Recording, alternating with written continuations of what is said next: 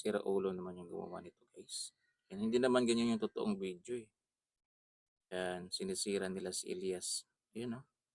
Ang matindi dito guys, marami pong naniniwala. Ayan oh. Meron pa nga 62 share. Ayan, plus meron siyang 42 na react. O, di ba?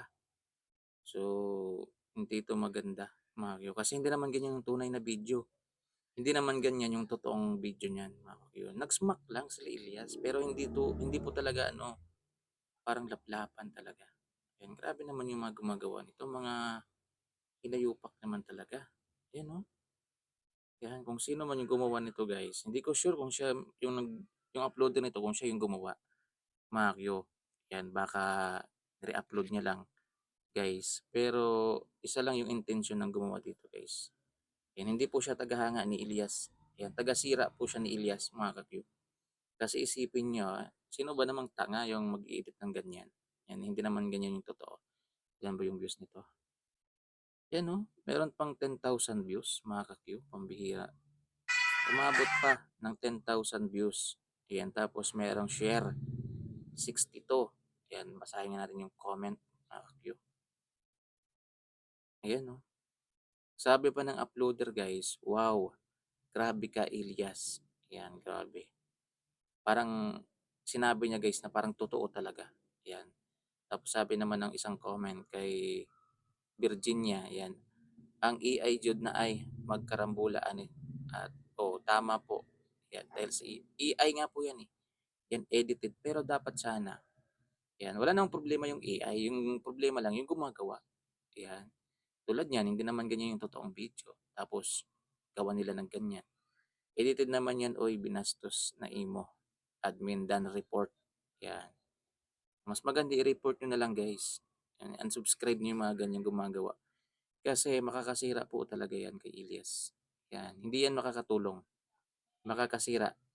Ngayon sobrang sobrang init pa naman ng ang pangalan ngayon ni Elias. Tulad niya no, ni Ma'am Pilipina Magno, 'yan ang sabi niya, hindi niya iniisip si Ma'am Abby. So naniniwala talaga siya mga Q na totoo yung video.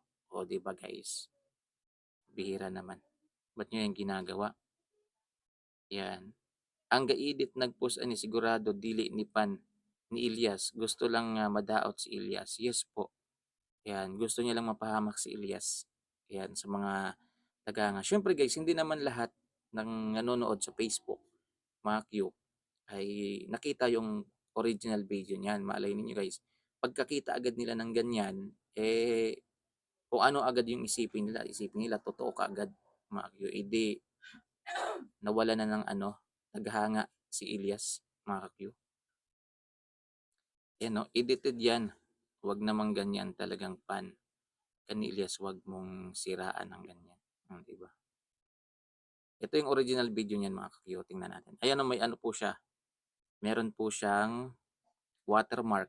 Pero hindi naman ganyan yung upload ni Archipelago. So, mabait po yan sa Archipelago mga kuyo.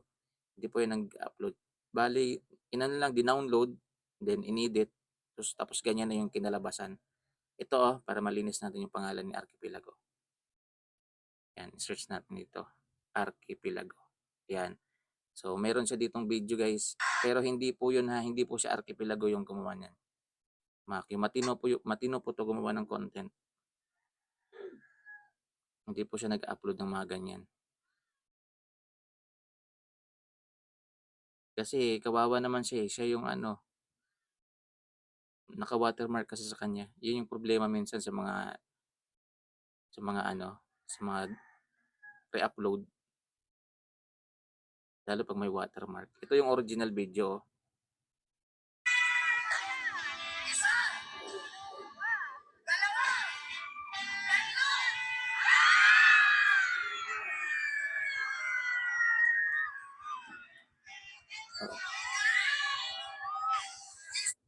Ganyan po. Smack lang po yung nangyari. Wala pong laplapan. Ayan. So, hindi po yung gawa ni Archipelago guys ha. Ayan, kasi may watermark po niya. Pero, yung ginawa lang kasi ng totoong nag-edit ng mga show, kinuha lang dito. Kumbaga, dinownload. Then, inedit. Then, in-upload niya sa kanyang Facebook.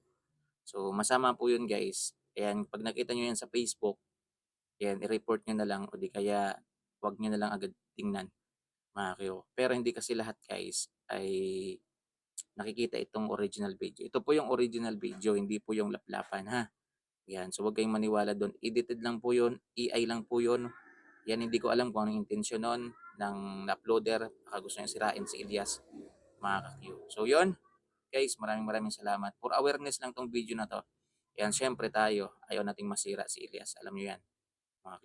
So ingat-ingat guys, God bless, 'wag kayong basta-basta maniniwala.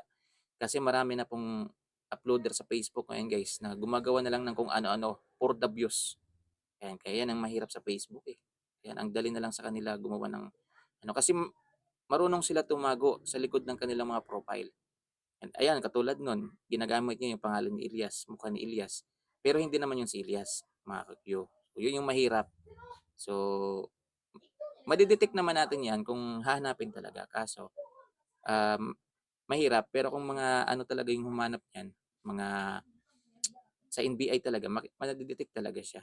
Pero kung tayo-tayo lang, mahirapan tayo, mga ka-Q. Kaya huwag kayong basta-basta maniniwala, mga ka-Q.